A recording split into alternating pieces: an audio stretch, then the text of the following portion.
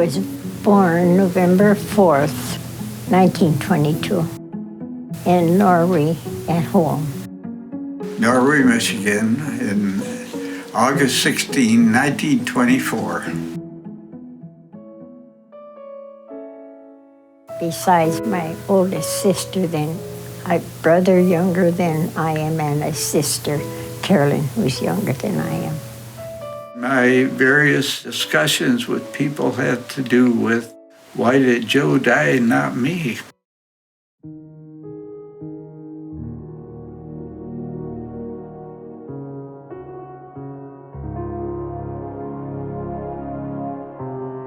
We were going to California to a reunion of the 35th Infantry Division, and I found Joe Kosis by way of letter. He was going to go to the reunion in California. I got out there. He died 2 weeks.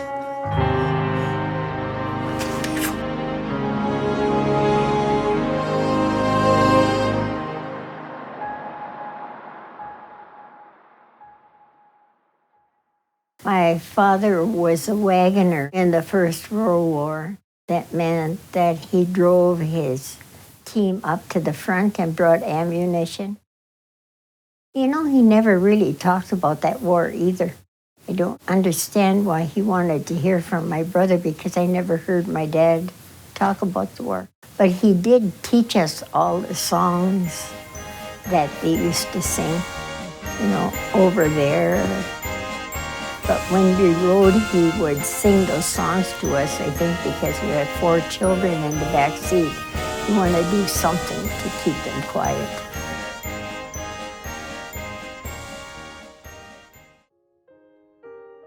So we went for a ride, and this beautiful Sunday afternoon, the radio was playing, and they announced that we were at war.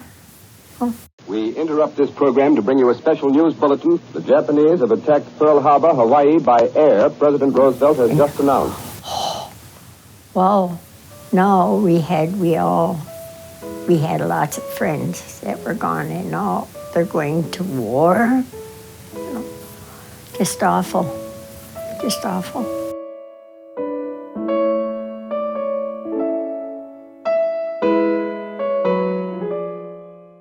I had a notice of being drafted in 1942, March, and actually drafted, they allowed me to spend a year at U of M. So I went from Norway High School to University of Michigan with a one-way ticket. Okay. I had the first year at U of M then in 1942 and 1 month of 43. Met my future wife on Christmas Day of 42 in Highland Park, Michigan. And then in March, I was drafted into the service. So he got sent around the country a few times, and he was in officers' training camp. But they pulled all the available soldiers out. They called us guys 90-day wonders. I got 90 days in Fort Ord, California.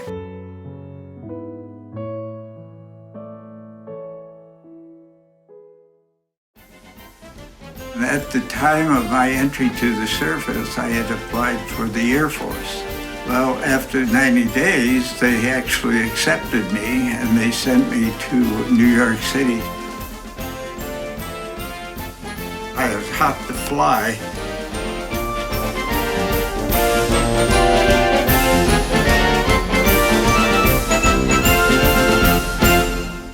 I was being transferred back to the infantry. I said, fine, as long as I get a month's advanced training and get killed right on the beach, you know? The next morning came back and said, we can't do it. We can't do that. I didn't get approval. So literally, Roy took off, and they caught me a week later, but they didn't put me in the stockade. They sent me to Fort Bragg, North Carolina for a month's ranger training. So that's where I got to know what war was all about. My comment about this so many times is that if you're not smart, you have to be lucky. So I was lucky they didn't throw me in the stockade, right? But I ended up being a pretty good soldier, yeah. But we did have glider training as well. We had landlocked drops from parachutes, 100 feet, not 2,000 feet in the air. Rifles and machine guns and bazookas, that sort of training. So we knew everything that we needed to know to stay alive and take care of our problem once we got overseas. I talked with Dad about that too in a letter form. He said, "You're lucky to have had all this training." I was near Indianapolis for about a week, and I called her and said, would you like to come down for a day in Indianapolis and really get to know each other? We did. She came down, spent the day from early in the morning, and then had to go back on the rail in the evening. So we had about 10, 12 hours together. But they were very close. He had somebody to hang on to. All the while in the service, we had hundreds of letters that we each wrote to each other. He wrote more personal things to a girl that became his wife than he did to us. So he has all her letters. He still has all her letters and all his emails.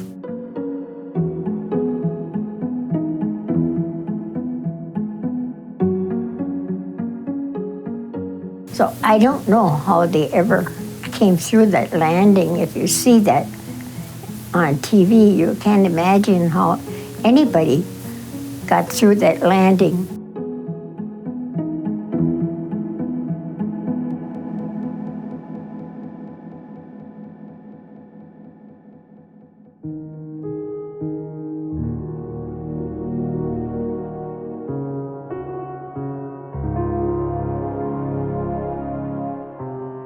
The intense activity after the beach was kind of try many cities that we went through, and so fast sometimes.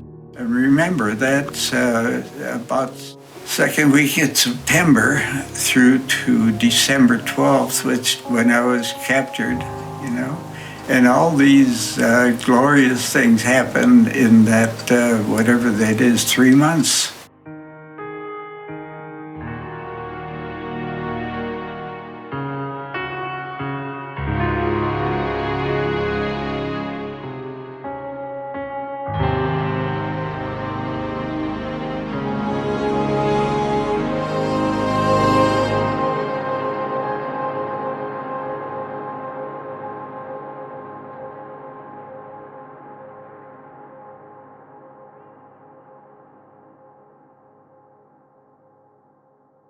The teacher asked them to write a letter about something that they would like to know about. Well, I got a letter from Mary Wally, my granddaughter, and she wanted to know about my experiences during World War II. Once I started thinking about that, I suddenly realized that I had put this question out of my mind. That letter caused me a very devastated person because I hadn't talked about these experiences for 40, 45 years. Well, until 9 years ago, I lost my mind. I really did. I had 4 weeks of psychiatric therapy, and we made it, so I was lucky. There's others around me that weren't as lucky because they carry it right now in their minds and haven't really felt like talking about it. You're getting close to where the Alberts came from. I suddenly realized that I could be shooting cousins or relatives. That affected me. And I was captured. I could never think of the German captors as being enemies. Just part of my life for a while. At the same time I was a prisoner, my wife's cousin who was a German soldier, became an American president. So he was in Alabama in the States making bricks in the brickyard. And I actually have a letter that was translated by a cousin of my wife's. We know that Roy is having troubles in Germany, but I'm not here. The Americans are really taking care of us, you know. So that was nice to hear. I'm an Eagle Scout as well, okay? The first one in Norway.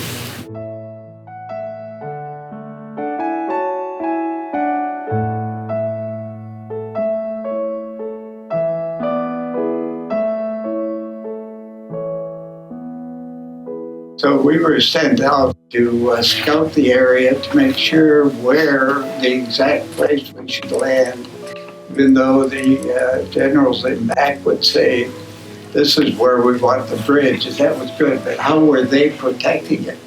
Because they really knew we were coming. Well, that was a battle that started in the dark of night. Because if it were daylight, we wouldn't be here, I wouldn't be here now.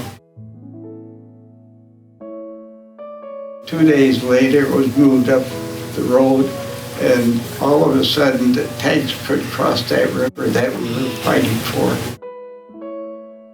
We took the land all right, but Roy was captured. About 80 or so men were killed that day. Just ran out of stuff to throw at them. We were captured and put in the basement of a house. We went up to my mother's, my 2 little boys and I, to do my laundry because my basement was flooded.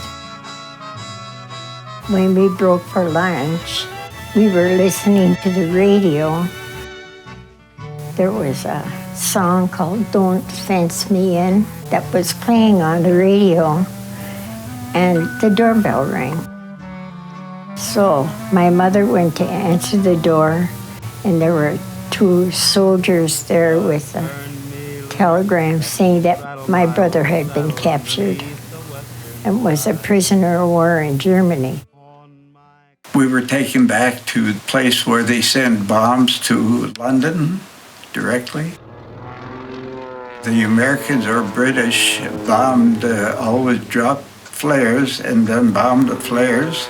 It ended up bombing the area where we were, so I lost another 3 or 4 men.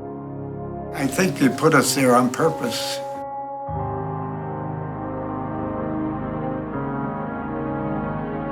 That was a devastating period. He had been shot in the leg, and they didn't do anything for him at all. Then slowly we were transferred and brought to various prison camps along the way. So we didn't hear from him for maybe 2 months. And then we started getting emails from him once in a while. They crossed out a lot of things in our letters that we weren't supposed to be saying before he got them. So once he sent an email and he said it was almost all black, Eleanor, so be careful what you write. A lot of walking, a lot of tractor rail, 8 horses and 40 men in a boxcar, yeah. We had some of that too. But we finally then got to the first camp. He said, you never take your boots off at nighttime because if you take your boots off, they're gone in the morning. We weren't getting enough food to exist. No food. So they couldn't give you what they didn't have. So they made grass soup. We were asked if we wanted to move on to another camp where we would get more food, but we had to work for it. Down, not enough food. Escape, get caught, escape, get caught. He escaped once on a bicycle with his friend, but they got just a little way out of the prison camp and got caught again. So, and I think suffered for doing that. Our assignment was to build bunkers for machine gunners to protect Potsdam because it was a great old city, and it was.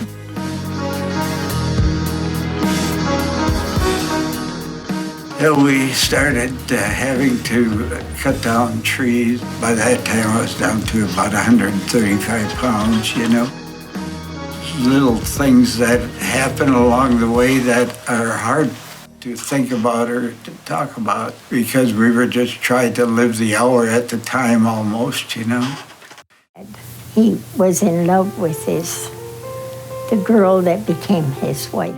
She, I think, pulled him through that time in prison camp more than anybody else. Then at that time, they suddenly realized that the Americans were really coming, and they were coming fast, so they moved it back into various camps that had nothing except the Barbara around it, It was close to the end of the war. He always says that the Germans pulled all the able-bodied men out of whatever job they were doing, so all that was left to do something like, for instance, guards in the prison camp were all either old men or younger boys. But by that time, the Russians were coming into our area.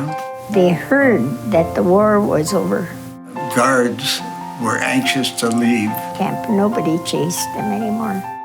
Roy and his friends were heading back to the American lines, but we didn't know where to go. Took a old Mercedes-Benz one time, and then when you ran out of the oil, the car stopped, so we stopped. Anything that would help us from walking, we did, and one of which was bikes, and even bikes break down. But we did end up getting right to the Bliss River. We're able to get across the river and meet the Americans on the other side. When they found American soldiers, it's like, oh, I'm going to go home. I'm going to be going home.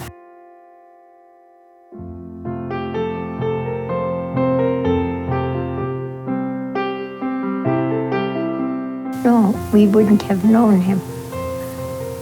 The only passenger on the plane, so it had to be Roy. He was 95 pounds when he got out of prison camp with this awful leg. And they kept him in France in the hospital and then transferred him to England in the hospital and finally sent him home. He didn't talk very much. My father wanted him to talk to him, and he just couldn't do it. He couldn't do it, and couldn't for most of his life. So most of what I found out was after he met these 67 veterans in Detroit who were all prisoners of war. They finally talked about their experiences. This is in a book.